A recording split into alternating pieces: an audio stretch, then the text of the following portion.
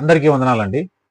దేవుని మహాకృపను బట్టి మరొక చక్కని అంశాన్ని గురించి మీతో చర్చించడానికి దేవుడు ఇచ్చినటువంటి ఈ గొప్ప అవకాశం బట్టి ఆ దేవాది దేవునికి కృతజ్ఞతాస్తుతులు చెల్లిస్తున్నాను. రండి, ఒక మంచి ప్రశ్నకు సమాధానాన్ని ఈరోజు మనం బైబిల్ గ్రంథంలో నుంచి తెలుసుకునే ప్రయత్నం చేద్దాం. మత్తయి సువార్త 9వ అధ్యాయము 13వ వచనంలో యేసు ప్రభు వారు ఒక చక్కని మాట చెప్పారు. ఆ మాట ఏంటో ఒకసారి నేను చదువుతాను. మత్తయి సువార్త 9:13లో, అయితే నేను పాపులను పిలువవచ్చి తిని గాని నీతిమంతులను పిలువ రాలేదు, గనుక కనికరమునే కోరుచున్నాను గాని బలిని కోరను అను వాక్య భావం ఏమిటో మీరు వెళ్ళి నేర్చుకొనుడని చెప్పాను. యేసు ప్రభు వారు అక్కడ ఉన్నటువంటి శాస్త్రులు పరిసయ్యులతో చాలా కోపంగా చెప్తున్నటువంటి ఒక మాట ఇక్కడ మనం చదివాము. ఈ మాట ఏంటంటే, కనికరమునే కోరుచున్నాను గాని బలిని కోరను అను వాక్య భావం ఏంటో మీరు వెళ్ళి నేర్చుకోండి అని చెప్తున్నాడు. మీరు వెళ్ళి నేర్చుకోండి అన్నాడంటే ఇప్పుడు దాకా వెళ్ళి నేర్చుకోలేదు, అది అర్థం కాలేదని అర్థం.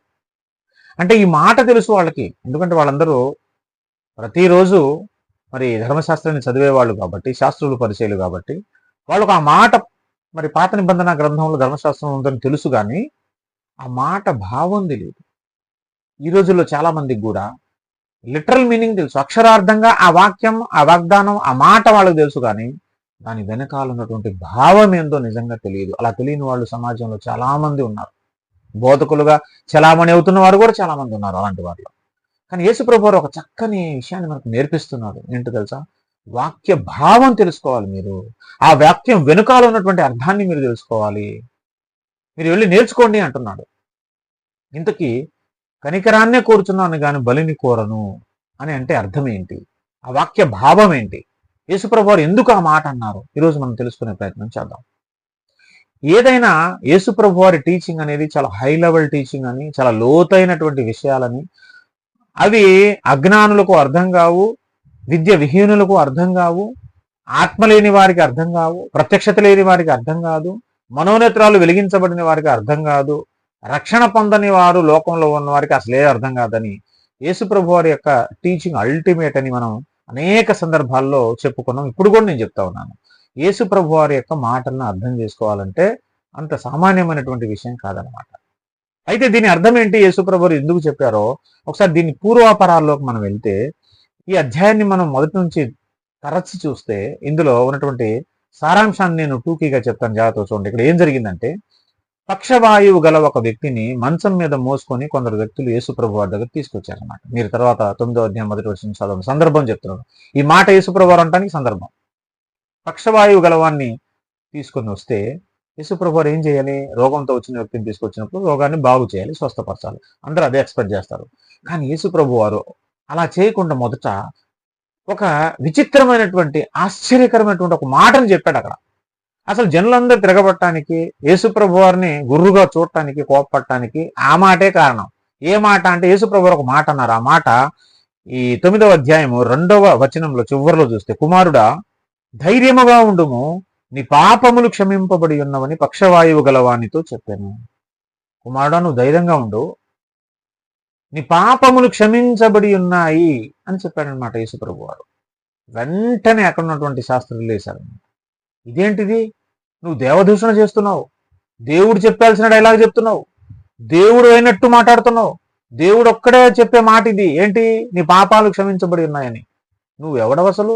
నువ్వు ఒక మనిషివి, మాలాంటి వాడు, ఒక యూదుడవు, మరియ కుమారుడు, యోసేపు కుమారుడు, మాలాంటి సాదాసీదా మనిషివి నువ్వు, రక్తమాంసాల మనిషివి నువ్వు దేవుడు అయినట్టు మాట్లాడుతున్నావు అంటే, పాపాలు క్షమించడానికి నీకు ఏమైనా అధికారం ఉందా? అసలు భూమి మీద ఎవరికైనా అది ఉంటుందా? దేవుడు ఒక్కడే కదా పాపాన్ని క్షమించేది. ఆయన ఏదో పక్షవాయువుగా రోగంతో వచ్చాడు, ఏమైనా చేస్తే అద్భుతం చేయాలి, బాగు చేయాలి, అంతేగాని నీ పాపాలు క్షమించబడి ఉన్నాయంటావేంటి అని అక్కడ లేచారనమాట. 3వ వచనంలో చూడండి, ఇదిగో శాస్త్రుల్లో కొందరు ఇతడు దేవదూషణ చేయుచున్నాడని తమలో తామనుకున్నా. యేసుప్రభు అని చెప్పే ధైర్యం లేక వాళ్ళు అనుకుంటున్నారు ఇతను దేవదూషణ చేస్తున్నాడని. యేసుప్రభు అది తెలుసుకొని ఏమంటున్నాడంటే 5వ వచనంలో, నీ పాపములు క్షమింపబడి ఉన్నవని చెప్పుట సులభమా, లేచి నడుమని చెప్పుట సులభమా? అయినను పాపములు క్షమించుటకు భూమి మీద మనుష్య కుమారునికి అధికారం కలదని మీరు తెలుసుకొనవలనని చెప్పి ఆయన పక్షవాయువు గలవాన్ని చూసి, నీవు లేచి నీ మంచం ఎత్తుకుని ఇంటికి పోమని చెప్పగా వాడు లేచి తన ఇంటికి వెళ్ళాడు. జనులు అది చూసి భయపడి మనుషులకిట్టి అధికారం ఇచ్చిన దేవుని మహిమపరిచారు. అక్కడున్న మనుషులట జరిగిన అద్భుతాన్ని చూసి మనుష్యులకు ఇట్టి అధికారం ఇచ్చిన ఆ దేవుణ్ణి మహిమపరుచుకుంటూ వెళ్ళిపోయారట. కానీ ఈ శాస్త్రంలో కొందరు అట్లా చేయలా, దేవుని మహిమపరచలా. అసలు నువ్వు ఆ మాట చెప్పడం ఏంటి? నీకు ఆ అధికారం ఎక్కడిది? నువ్వేమన్నా దేవుడువా? దేవుడు ఒక్కడే చెప్పే డైలాగ్ నువ్వు చెప్పడం ఏంటి? దేవుని మాట నీ మాటగా చెప్పడం ఏంటి అని కోపగించుకున్నారన్నమాట.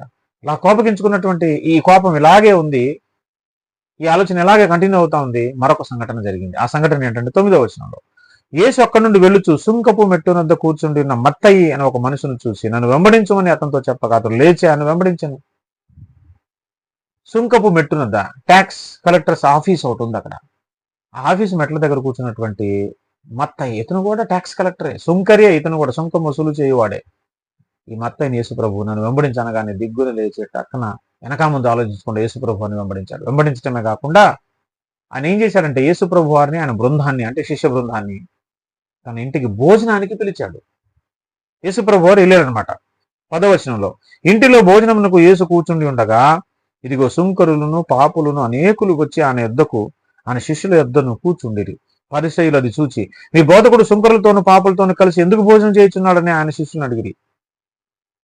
చూసారా, మీ బోధకుడు, మీ గురువు గారు సుంకరులతో పాపులతో కలిసి భోజనం చేస్తున్నాడేంటి అని అడుగుతున్నారు. అంటే ఆ మత్తయ్య అనేవాడు సుంకరి, ట్యాక్స్ కలెక్టరు. మరి సుంకరింట్లో భోజనం చేస్తుంటే వాళ్ళ బంధువులందరూ పిలుస్తారు కదా, వాళ్ళు కూడా సుంకరులు వచ్చారు, పాపులు వచ్చారు. పాపులు సుంకరులు అందరూ గుమి కొడితే వాళ్ళలో కలిసి యేసుప్రభు వారు భోజనం చేస్తుంటే ఈ పరిసయ్యులు, ఈ శాస్త్రులు లేచి, ఇదేంటి మీ గురువు గారు పాపులతో సుంకరులతో కలిసి భోజనం చేస్తున్నాడు ఏంటి అని అడుగుతున్నారు. యేసుప్రభు వారు అన్నారు, ఆయన ఆ మాట విని రోగులకే గాని ఆరోగ్యము గలవారికి వైద్యుడక్కరలేదు కదా అన్నాడు. యేసుప్రభు వారు అద్భుతమైన మాట అండి ఇది. ఏమనంటున్నాడు? రోగులకే గాని ఆరోగ్యము గలవానికి వైద్యుడు అక్కర్లేదు కదా అంటున్నాడంటే ఇక్కడ ఉన్న వాళ్ళందరూ ఎవరన్నమాట? రోగులు అని అర్థం. యేసుప్రభు వారు ఎవరితో కలిసి భోజనం చేస్తున్నాడో ఆ సుంకరులు, పాపులు వీళ్ళందరూ రోగులు. అంటే వీళ్ళలో ఉన్న రోగం ఏంటి తెలుసా? పాపం అనే రోగం. అది చాలా ప్రమాదకరమైనది, చాలా భయంకరమైనది. ఆ పాపం అనే రోగాన్ని తీసేయడానికి వచ్చిన వైద్యుడిని నేను అని యేసుప్రభు వారు చెప్పకనే చెప్పారు అక్కడ. యేసుప్రభు వారు పరలోకం నుంచి దిగి వచ్చిన పరమ వైద్యుడు. ఈయన చేసే వైద్యం దేనికి ప్రాముఖ్యంగా అనంటే పాపం అనే రోగానికి. పాపాన్ని దేవుడు రోగంతో పోల్చాడు. అందుకే రోగులకు వైద్యుడు అవసరం, నేను వాళ్ళకి అవసరం. వీళ్ళు రోగులు, వీరికి ఉన్న రోగం ఏంటి? పాపం అనే రోగం. మీరు పైనున్న రోగాన్ని చూస్తున్నారు, శరీర రోగాన్ని చూస్తున్నారు. శరీర రోగం ఒక వ్యక్తికి స్వస్థత పడినా పడకపోయినా ఉన్నా అతనికి ఏం నష్టం లేదు, అతని నరకానికి వెళ్ళడు ఆ రోగాన్ని బట్టి. కానీ లోపల ఇంకొక రోగం ఉన్నది, భయంకరమైన డేంజరస్ సిన్. అదే పాపం అనే రోగం. ఈ లోకంలో ఉన్న ఏ వైద్యుడు దాన్ని నయం చేయలేడు. దాన్ని నయం చేయటానికి నేను దిగి వచ్చిన పరమ వైద్యుడిని. నేను వచ్చిందే రోగులను స్వస్థపరచడానికి. ఏ స్వస్థత? ఆత్మ సంబంధమైన రోగం నుంచి విడుదల, స్వస్థత. అది చాలా డేంజర్, ఒక వ్యక్తిని నరకానికి నడిపిస్తుంది అది. మరి వీళ్ళు రోగులైతే రోగుల దగ్గరే కదా నేను ఉండాల్సింది. ఎవరి దగ్గర ఉండాలి మరి నేను? వీళ్ళు రోగులు. అసలు వచ్చిందే వీళ్ళ కోసం. అంటే ఏంటి? నేను వీళ్ళ దగ్గర ఉండకూడదా? వీళ్ళ రోగం నుంచి విడుదల కలుగు చేయకూడదా? అంటే వీళ్ళు ఇలాగే పాపులుగానే ఉండి నరకానికి పోవాలనుకుంటారేంటి మీరు? అంటే వాళ్ళు మార్పు అక్కర్లేదా? సుంకరులు మారొద్దా? పాపులు మారొద్దా? వాళ్ళు పాపంగానే ఉండి నరకానికి వెళ్ళిపోవాలా? రోగులకు వైద్యుడు అవసరం. అందుకే పక్షవాయువు గల వానితో యేసుప్రభు వారు ఏమన్నాడు తెలుసా? నీ పక్షవాయువు నిన్ను విడిచి వెళ్ళిపోవును గాక, స్వస్థత పొందుదువు గాక అనన్లా, నీ పాపములు క్షమింపబడి ఉన్నవి అన్నాడు. ఎందుకని? మనుషులు చూసేది పక్షవాయువు అనే రోగాన్ని, కానీ లోపల అసలైన రోగం ఉంది. పాపములు అవి క్షమించబడాలి. నీ పాపములు క్షమింపబడినవని మొదట పాపాలని క్షమించేసేయి, తుడిచేసి దాని తర్వాత నీ పరుపెత్తుకుని వెళ్ళమన్నాడు. అంటే శరీరానికి కూడా స్వస్థత ఇచ్చాడు. పక్షవాయువు గలవానికే కాదు, యేసుప్రభు వారు ఎవరిని స్వస్థపరిచినా, కుంటివాడినైనా, గుడ్డివాడినైనా, చాంద్ర రోగిస్తునైనా, దయ్యం పడిన ఎవరిని స్వస్థపరిచినా మొట్టమొదట ఆయన చెప్పిన స్టేట్మెంట్ అదే, నీ పాపములు క్షమింపబడి ఉన్నవి. ఎందుకని? ఈ పైన కనబడే రోగం కాదు అసలు పోవాల్సింది, లోపల భయంకరమైన పాపం అనే రోగం పోవాలి. ముందు అది తీసివేయబడితే చాలు, ఇది ఉన్నా లేకపోయినా పర్వాలేదు. నేను ఇలాంటి వారి కోసమే వస్తే, పాపులను పిలవటానికి వచ్చాను అన్నాడు. 13వ వచనంలో అంటున్నాడు చూడండి, అయితే నేను పాపులను పిలువచ్చి తిని కానీ నీతిమంతులను పిలువరాలేదు గనుక కనికరమునే కోరుచున్నాను గాని బలిని కోరను అను వాక్య భావం ఏమిటో మీరు వెళ్ళి నేర్చుకోండి. నేను వచ్చిందే పాపను పిలవటానికి, పాపను రక్షించటానికి, పాపను బాగు చేయటానికి, నరకం నుంచి తప్పించడానికి నేను వస్తే, నేను వచ్చిందే వారి కోసం అయితే మరి వారితో కాకుండా సహవాసం ఎవరితో చేయాలి? వారి మధ్యలో కాకుండా ఇంకెక్కడ ఉండాలి నేను? నేను వచ్చిందే వాళ్ళ కోసం అయితే. అంటే మీరేంటి, వారి జోలికి వెళ్ళొద్దనా? వారిని బాగు చేయొద్దనా? వారిని స్వస్థపరచొద్దనా? వాళ్ళు నరకానికి వెళ్ళిపోవాలా? బలి కోరుతున్నారా మీరు? మీకు కావాల్సింది బలి వాళ్ళని చంపేయటం కావాలా? వారి పాపాలను క్షమించటం కాదా? వాళ్ళని కనికరించడం కాదా? వారి మీద దయ చూపించడం కాదా మీకు కావాల్సింది? వాళ్ళని చంపేయాలి. వాళ్ళకున్న పాపాన్ని బట్టి వాళ్ళని శిక్షించి నరకానికి పంపించాలి. అంతేనా మీరు కోరుకునేది? బలినే కదా మీరు కోరుకునేది? కనికరాన్ని కోరుకోవట్లా. అయ్యో ప్రభా వాడిని కనికరించు, వాళ్ళ మీద జాలి చూపించు, వాళ్ళ సుంకరులు పాపులు, వాళ్ళని రక్షించు, మారు మనసు దయచే ప్రభా అని కోరుకోవట్లేదు అనమాట మీరు. కానీ నేను అలాంటి వ్యక్తిని కాదు. నేను ఎవరినో తెలుసా? నేను శిక్షించడానికి వచ్చే వ్యక్తిని కాదు. నేను బలి కోరుకోవట్లేదు, వీళ్ళని చచ్చిపోయి నరకానికి వెళ్ళిపోవాలని కోరుకోవట్లేదు. నేను వీళ్ళను కనికరించబడాలని కోరుకునే దేవుని నేను. అందుకే యోహాను సువార్త 3వ అధ్యాయం 15వ వచనంలో కూడా ఒక చక్కని అద్భుతమైన మాట ఉంది చూడండి. మోషే సర్పమును ఎలాగూ ఎత్తెనో అలాగే విశ్వసించు ప్రతి వాడును నశింపక ఆయన ద్వారా నిత్య జీవం పొందినట్లు మనుష్య కుమారుడు ఎత్తబడేను. మనుష్య కుమారుడు సిలువ వేయబడి ఎందుకు సిలువ మీద ఎత్తబడేనో తెలుసా? విశ్వసించు ప్రతివాడు నశింపక, ప్రతివాడు నశించక, ఎవ్వడు నశించిపోవటం దేవుని చిత్తం కాదు, దేవునికి ఇష్టం లేదు. అందరూ రక్షింపబడాలనేదే ఆయన చిత్తం. 16వ వచనం. దేవుడు లోకమును ఎంతో ప్రేమించను కాగా ఆయన తన అద్వితీయ కుమారునిగా పుట్టిన వాని యందు విశ్వాసముంచు ప్రతివాడు నశింపక నిత్య జీవం పొందాలి. ప్రతివాడు, ఏ ఒక్కడు నశించడం దేవుని చిత్తం కాదు సహోదరుడా. 17వ వచనం. లోకమును తన కుమారుని ద్వారా రక్షణ పొందుటకే గాని లోకమునకు తీర్పు తీర్చుటకు దేవుడు ఆయన లోకమును పంపలేదు. He did not come to condemn the people, to judge the people, but to save them out of their sins. వారి పాపముల నుంచి వారిని రక్షించటానికి ఆయన వచ్చాడు కానీ వారిని శిక్షించటానికి రాలేదు. వారికి ఉన్న పాపాన్ని బట్టి శిక్షించడానికి రాలేదండి దేవుడు ఈ లోకంలో యేసుప్రభువుని ఎందుకు పంపించాలనుకున్నారు? ప్రేమించి, జాలిపడి, కనికరపడి. మనుషులందరూ పాపులేనండి, ఏ ఒక్కడు మంచివాడు లేరు. దేవుడు మనుషులు శిక్షించాలి అనుకుంటే ఎవడు మిగులుతాడు? ఆ రాగానే అందరిని చంపేసి నరకానికి పంపించేయాలి. ఎవడు మిగులుతాడు అసలు? కానీ ఆయన బలి కోరుకునే దేవుడు కాదు, చంపేయాలని ఆశించే దేవుడు కాదు. ఆయన శత విధాలుగా ప్రయత్నం చేసి ఒక చిన్న వంకైనా చూసుకొని నిన్ను రక్షించాలని ఎదురు చూసే దేవుడు. నిన్ను శిక్షించడానికి ఆయన రాలేదు, నిన్ను రక్షించడానికి వచ్చాడు, నిన్ను కాపాడటానికి వచ్చాడు, నీ మీద జాలి పట్టడానికి వచ్చాడు, నీ మీద కనికర పట్టడానికి వచ్చాడు. ఆయన కనికరాన్ని కోరుకునే దేవుడు. ఎట్టి పరిస్థితుల్లో నిన్ను రక్షించాలని ఎదురు చూసే ఎంత ఘోర పాపినైనా సరే ఆయన వారి మీద కనికరపడే దేవుడు. ఆయన వారి మీద జాలి పడే దేవుడు. ఆయన వారికి ఉన్న పాపాన్ని ఆసరా చేసుకొని వారిని శిక్షించే దేవుడు కాదు ఆయన. వారు నరకానికి పంపించాలని వెంటనే నీలాగా నాలాగా ఆవేశపడిపోయే దేవుడు కాదు ఆయన. అటు ఆవేశపడిపోతే ఈ పాటికి ఎంతో మంది, కోట్ల మంది నరకానికి వెళ్ళిపోయి ఉండేవాడు.